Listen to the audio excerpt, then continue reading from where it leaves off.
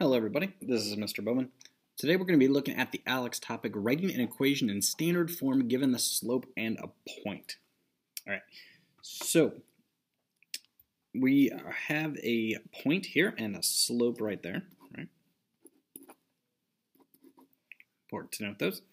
And this whole last part is just kind of redundant. Write an equation in ax plus by equals c form for this line. Use integers for a, b, and c.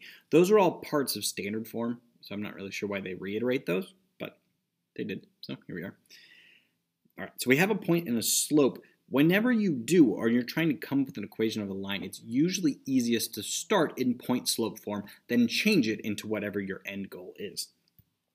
So remember, my point-slope form is y minus y1 equals m times x minus x1. And then I'm going to replace my slope for m and my point, the x and y coordinates specifically, into x1 and y1 respectively. So do a little switcheroo here. Y minus, and then I want my y coordinate, so -4. Equals, and then I'm going to put -5/2 in for n. X minus my x coordinate, which is a +8. And if you want to put parentheses in there for that one, you can. It doesn't really matter. So that's my substitutions there. My slope going here, and 8 and -4 going into x1 and y1. All right.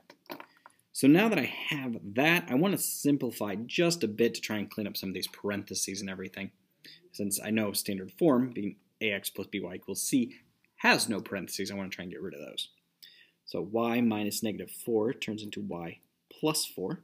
And then I will need to distribute that -5/2 into both of those, which gives me -5/2 x. And then when I multiply these together, they're both negative, so I will get a positive. And I believe that turns into 20. There. All right, now we're well on our way. I have no parentheses left. Now I just need to start putting things in the right format. So one thing I notice is I have fractions, and fractions and decimals are a no-go with standard form. So I want to go ahead and multiply everything by 2 just to get rid of that. So distribute that everywhere. I have 2y plus 8. And then this ends up being -5x plus 40.